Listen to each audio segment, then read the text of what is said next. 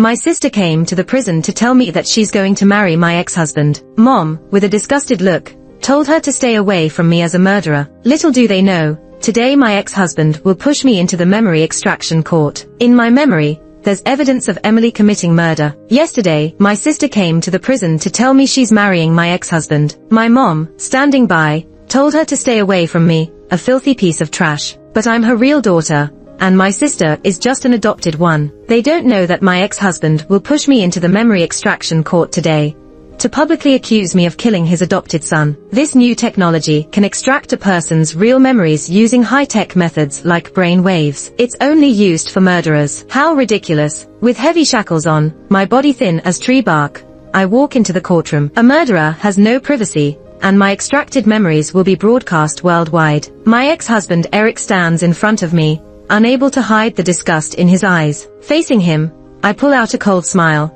Lily doesn't know you're doing this. If she did, she'd stop you at all costs. After all, my memories are full of her dirty face, methods, and the whole process of her killing Eric's son. Looking at me with disdain, Eric says, "She's so kind, of course she wouldn't want me to do this. This is my wedding gift to her." In his eyes, Lily is perfect, kind, delicate, unable to see any darkness. He always favors my sister, defending her fiercely. I can't help but ask him one last question. Eric, after all these years, have you ever had feelings for me? Have you ever loved me? After a few moments of silence, he coldly spits out 4 words, never. As expected, yet my heart still aches, as if stabbed and stirred. This sentence from Eric pushes me off the cliff of endless darkness. Closing my eyes, the pain finally wakes me up. I was the only one who thought we loved each other for the past decade. If he truly loved me, he wouldn't marry Lily after divorcing me. Suddenly, I start to laugh. Since you want to see my memories, I'll let you see it all. But watching only my murders might be too shallow for you. Don't you think I'm completely rotten to the core? Not just for killing your son, but also for stealing my mother's valuable jewelry, and beating up the woman while my father lay in the hospital bed. Eric's expression becomes more disgusted, his voice as cold as ice. I didn't expect you to have any self-awareness. I continue to smile. If that's the case, then let's judge all these sins together. The courtroom, allowing spectators, is stunned by my request. Eric frowns subconsciously. Emily, what game are you playing? My smile becomes even more radiant. What other game can I play? I know I have great sins. Can't I request to face all my crimes? His desire to see my sins unfolds. Let's see it all. Let's see who truly bears the heavy sins. The jury urgently discusses, and decides to judge all sins together. I am fitted with the memory extraction machine, overwhelmed by the pungent smell of medicine and the icy sensation of metal. Lily, it's time for the world to know who you truly are. Slowly closing my eyes, the big screen behind me synchronously broadcasts my memories. But since I returned home, I knew well that Dad didn't welcome me, Mom detested me, and my sister wished to kill me. I'll always remember the first day I was brought back home, Emily's resentful eyes glaring at me, saying, "Why did you come back? Everything in this house belongs to me." As long as there was a third person present, she would turn into a sweet and innocent girl. When Dad returned from abroad, he only bought a delicate necklace for Emily as a gift. His only words to me were, "You live in our house. Don't envy your sister." Dad, you can't be like this. When Lily was handed the gift box, she eagerly accepted it. But the moment she opened it, her face went pale, and she threw it away with a scream. Inside the box were dead mice in transparent bags, crawling cockroaches, and a doll with a knife stabbed through its heart, dripping red liquid resembling blood. Lily quickly covered and hid the box, while holding an expensive skirt. When Dad and Mom rushed to the room, they saw Lily looking innocent and apologetic. Lily, pretending to be wrong, handed the skirt to me. "I'm sorry, let's forget about this. I promised to give you the necklace Dad gave me. Don't cry, okay?" My mom saw the dress in Lily's hand, got furious and slapped me across the face without a word. She said, "Lily kindly gave you a dress, but you not appreciating it is one thing, but now you're eyeing the necklace Dad gave Lily." My face stung from the slap, but it was nothing compared to the pain inside. I covered my face, choked out, "And no, she actually gave me a dead rat just now." "Lily, what are you saying?" Her face turned pale, trembling. She interrupted me. "I'm terrified of dead rats. How could I give you that?" "Emily, shut up. Are you trying to defame your sister?" My mom hugged Lily tightly, then looked at me like I was trash, but I didn't feel that way. "Enough," Dad interrupted, glaring at me. "Shove me out of the room. Get back to your room. Never come to Lily's room again." I stumbled out, fell to the ground, scraping my knee. Looking back, I saw Dad and Mom comforting Lily with infinite patience. Lily was their precious jewel, their treasure. And I was nothing. In the courtroom, Eric watched the memory playback, his face changing drastically. This can't be true. Lily would never do that. I stayed expressionless. I could be a murderer. Why can't she be two-faced? Eric looked at me in disgust. Do you really think she's like you? A disgusting person. His eyes were cold. Emily, what did you do to tamper with the memory? The reality was right in front of him, yet Eric still refused to believe me, even suspected me of altering memories. It was ridiculous. I remained silent. The judge reminded Eric, watch your words in the courtroom. Realizing he was in court, Eric adjusted his attitude. Even if this memory is true, you must have done something to her. With her kind and gentle nature, she wouldn't treat you like that. His words didn't pain me as they once would have. Maybe my heart was already dead. Without love, how could words like those hurt me anymore? Seeing my silence, Eric thought he had me figured out, growing angrier. Emily, I never imagined it would come to this. Are you still plotting against Mom? Since he wouldn't believe me no matter what, why bother speaking at all? I kept silent. Eric coldly stated, even if these memories won't erase your sins, how does it relate to stealing Aunt's jewelry? I chuckled softly. Continue watching, you'll find out. It's just the beginning. A ruse to make everyone think I was the thief. The screen behind us continued showing my memories. A bright smile on my face, eagerly opening the door at home. It was Mom's birthday, and I had prepared a gift for her, wanting to surprise her immediately. She was sitting on the couch in the living room, and before I could speak, she suddenly stood up and slapped me across the face. The gift bag in my hand flew out, glass shattered as it hit the floor. A red imprint on my face. I stared at Mom in shock. Mom, ungrateful child, have I not treated you well enough? Brought you from that trashy countryside, provided for you, and yet you do this to me? Mom was shaking with anger, accusing me. I tried to understand. Mom, I don't understand. Heart full of doubt, still pretending.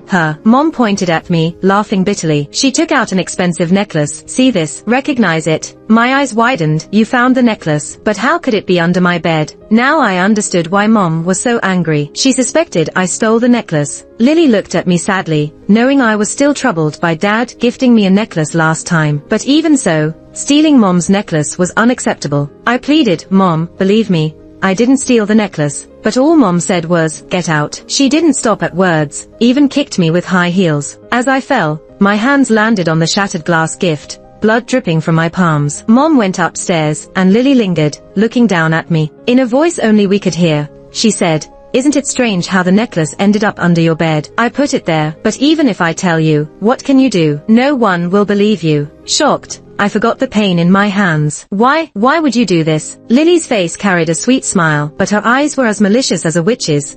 I want Mom to utterly despise you, hate you. Only then will I remain Mom's favorite daughter forever. She will only love me. Emily, you'll always be my stepping stone. You'll never surpass me. In the courtroom, Eric couldn't believe what he saw on the screen. Lily's smile was sweet, but her words were poisonous like a devil's. He had never seen this side of Lily. Refused to believe it was real. No way. My daughter Lily couldn't be this despicable person. I looked over to Eric's side, only to find my mom standing there, her face twisted with anger, nothing like the elegant lady she usually was. Mom couldn't believe that Lily would steal her necklace. I later found out that the reason Mom suddenly showed up was because Eric had called her before the trial. His intention was simple. He wanted Mom to come and see my sins for herself. But little did he know that he had made a mistake and Mom witnessed the scene right in front of her. I put on a miserable smile and said, yes, Lily is your daughter, and I'm nothing to you. So you never believe me and never hesitate to kick me. I suppressed my smile and remembered, oh, didn't you guys say before that my crime also included viciously attacking my father, who was lying in the hospital bed? I accepted the trial of this memory segment. The large screen behind me started playing again. The sun was shining, the air was fresh. I followed Eric step by step, almost out of breath. Can you please walk slower? Since we got off the car, Eric had been walking fast, and I had to jog to keep up with him. Eric said impatiently, why are you so chatty? If you can't keep up, then just don't follow. After saying that, he quickly walked away without waiting for me. I gritted my teeth and still caught up with him. As we were about to reach the ward, the doctor called Eric aside to discuss something. So I went to the ward alone. As I arrived at the ward's door, I was shocked by what I saw. Lily was kicking her father, who was lying on the hospital bed with all her might. As if kicking him wasn't enough, she even pinched him where his clothes covered, a few times. My mind went blank, and without thinking, I pushed open the door of the ward and exclaimed, what are you doing? Lily was startled and turned around in panic, but when she saw that it was only me at the doorway, her expression instantly relaxed. Looking at her provocatively, I said, Lily, though your father is not your birth father, he has been so good to you. You shouldn't treat him like this. Lily laughed. What did I do? I just kicked him a few times and pinched him a bit. What's the big deal? I genuinely thought she was crazy and said, Lily, you're insane. Lily walked up to me and saw the hatred in her father's eyes, then sneered. Why are you looking at me like that with those eyes? Do you hate me? Too bad, you can't even speak a word. Lily, I couldn't hold back anymore and raised my hand, ready to slap her face. But right at that crucial moment, Eric came back. He saw the scene at the ward's door and shouted, Emily, what are you doing? I was startled, and the slap didn't land. Eric rushed forward and grabbed my hand, forcefully pushing me onto the nearby treatment cart. My lower back hit the cart straight, and the pain made me crouch on the ground in an instant. But Eric looked at Lily worriedly and asked, Lily, are you okay? Tears quickly welled up in Lily's eyes, her voice filled with grievances as she said, I'm fine. Eric shielded her and looked at me with disgust, saying, Emily, are you crazy? You want to hit your sister? I endured the pain in my waist and explained. She was beating and insulting Dad. I saw it. I was furious. Suddenly, Lily cried out, interrupting me. How dare you slander me like that? With red-rimmed eyes and a tone of utmost innocence, she continued. I just returned from outside, and I saw you kicking Dad and pinching him. I only wanted to stop you, and now you want to hit me. How can you turn around and blame me? I knew Dad had treated you badly before, but he's still your real father. How can you treat him like this? Despite Lily crying in such a heartbreaking way and appearing completely innocent, her words were full of deception. She threw back at me everything I had said to her earlier. I wanted to argue back. No, it's not me. It's you. Enough, Emily. Eric cut me off. I never expected you to be so ruthless. He's your real father. I looked at Eric sadly and shook my head in pain. Eric, you have to believe me. I didn't do this. Shut up. Eric glared at me. Now that things have come to this, I saw you trying to frame Lily. She's your sister, not your enemy. Marrying you was the biggest mistake of my life. I was shocked and looked at Eric with confusion, feeling my heart sinking. I reached out to grab his pant leg, pleading, no. Eric, please believe me, it wasn't me. But all I got was Eric forcefully pulling back his leg, telling me, you make me sick. Get lost. The way he looked at me was as if I were a pile of garbage, a filthy and disgusting thing that made him sick if he said one more word. But as he held Lily, comforting her with care and tenderness, it seemed as if he was cradling the world's only treasure. My heart was torn with pain, but I found no tears coming out. I knew, I should have known, in this world, there would never be anyone to love me. I would forever be the one rejected. The screen on the big screen stopped, but there was silence in the courtroom. I looked at my mom and Eric, and gently smiled. No, this couldn't be possible. Eric finally snapped out of the memory he just witnessed. His face was filled with horror, unable to believe what he had just seen. How could Lily, she, be like this? He didn't believe it, and neither did my mom. She was completely shattered. This must be fake. This must be false. I don't believe it. There must be something wrong with this machine. Are you all colluding? Are you deceiving us together? Eric has started to doubt the machine. The jury was very angry, especially the judge. This is our latest memory retrieval machine in the year 2323. It faithfully extracts and plays back true memories. If you insist on questioning, then please present evidence. Eric couldn't provide evidence, and at the same time, he knew that this machine wouldn't lie, which means that the memories they were seeing were real. They were things that actually happened, and it was this realization that made him even more shattered. He looked at his shaking hands. The person beating his father-in-law was Lily. Yet he didn't believe a word Emily said, even pushed her. Clearly, Emily was the woman he had deeply loved. And my mom, she couldn't accept it.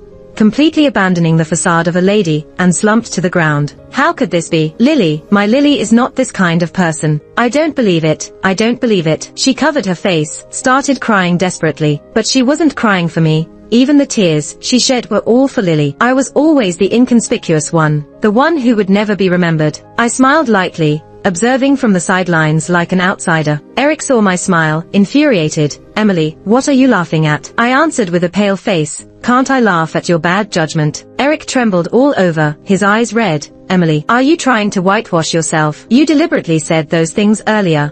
Trying to clean your own image, right? You won't get away with it, Emily. No matter what. You killed my foster son. He was the only bloodline of my deceased brother, and he was only 5 months old. How could you do such a thing? But Emily, just because of this, You can never wash off the stain. Yes, Emily killed her foster son. This woman is a cold-hearted snake. She cannot be loved. I hung my head, my shoulders trembling, emitted a paranoid laughter. Are you saying I'm whitewashing? Eric, Mom, things have already come to this point. Yet, you still refuse to believe me. My heart hurts. Even though I knew the result beforehand, my heart couldn't help but start throbbing involuntarily. For so many years, I have always been a joke. Lily really did it. She made sure that I will always be her stepping stone. I would never be able to surpass her. But, Lily, you would never have thought that technology could be so advanced, capable of extracting memories. All your evils will be revealed through my memories, for all to see. I looked at the two of them, cold and stern. Even if you refuse to believe it, the person who killed Eric's foster son is still Lily. The memory retrieval machine behind us faithfully extracted and played back everything I had seen back then. In a room filled with the innocence of babies, I held a phone, adjusting the video angle. This angle looks about right. I finally adjusted the angle, and the phone screen clearly showed me and the baby's face. I smiled instantly, gently pinched the baby's cheek.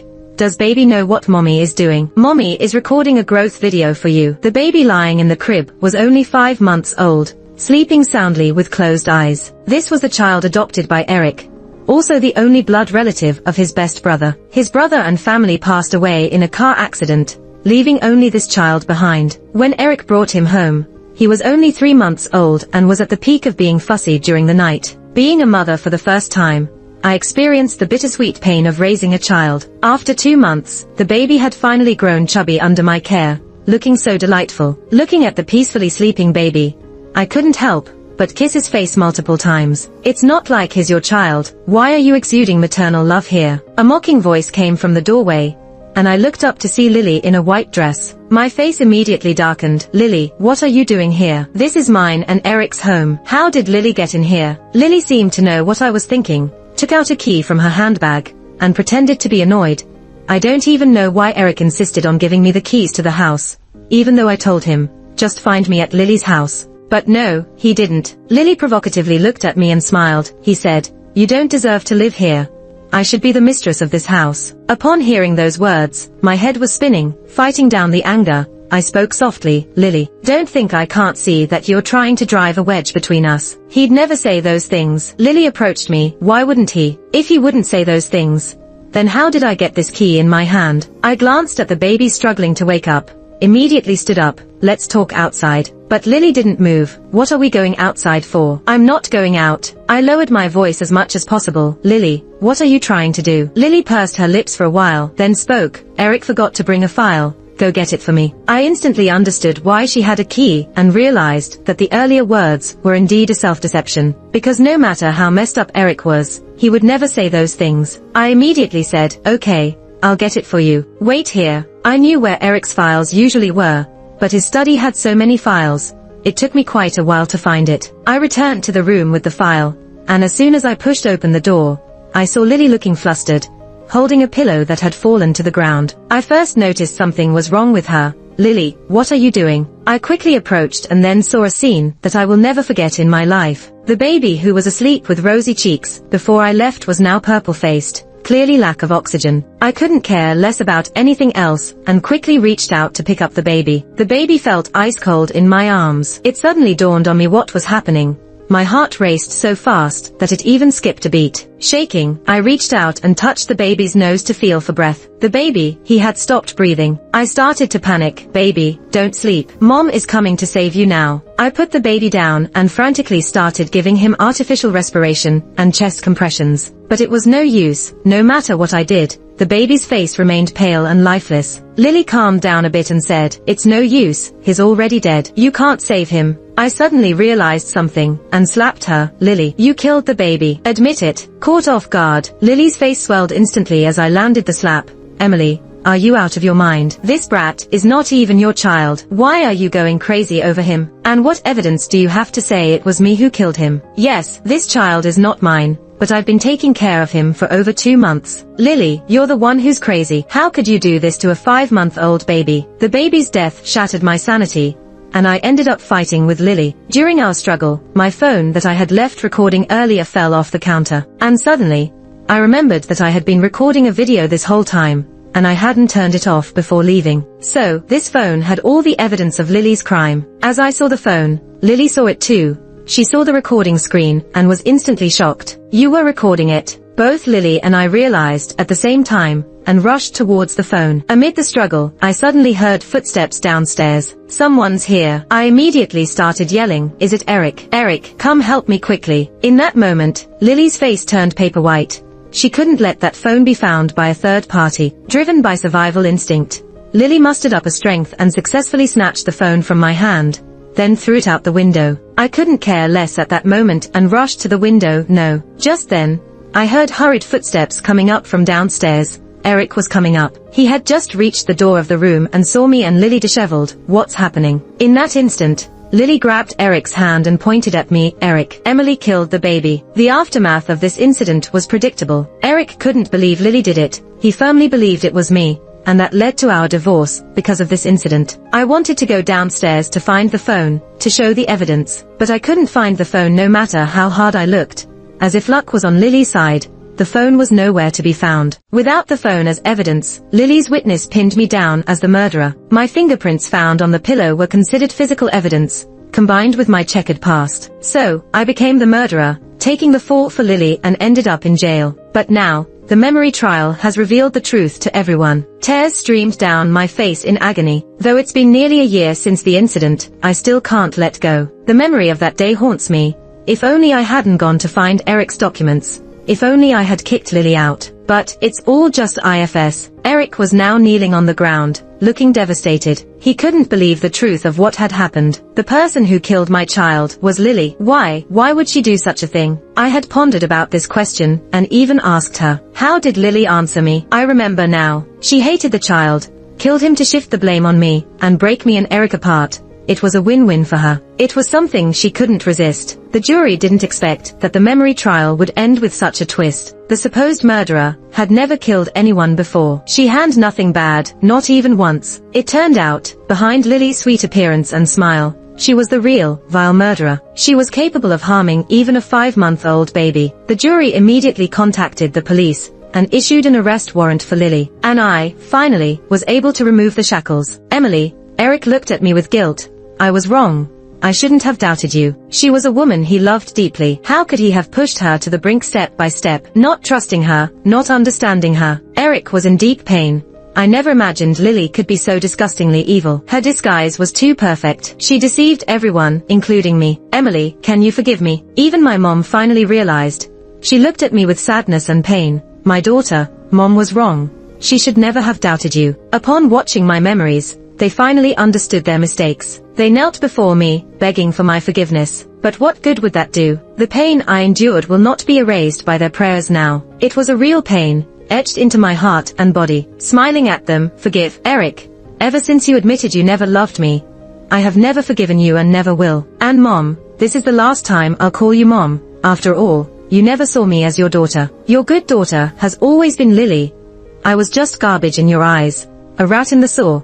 A despicable murderer. I will never, ever forgive you all." Sunlight streamed in through the window as I stood in its warmth, watching them kneeling in the shadows. All the burdens in my heart suddenly disappeared. It's all in the past. One must look forward and not dwell on the past. At that moment, I felt reborn. While Lily was caught by the police when trying on wedding dresses, she denied everything, but my memory served as evidence, making her defense impossible. And with the police's efforts, they found the whereabouts of that cell phone. Turns out, it was found by a garbage collector. After I cleared my name and was released from prison, my mother and Eric would often come to see me, begging for forgiveness in various ways. But I remained indifferent. To avoid them, I simply left the country. When I returned to the country again, I already had a loving husband by my side and a lovely daughter. I never would have imagined that I would see Eric again in a bar. He looked unkempt, with a scruffy beard, and I almost didn't recognize him. Later, I found out that ever since I went abroad, he had been drowning himself in alcohol every day,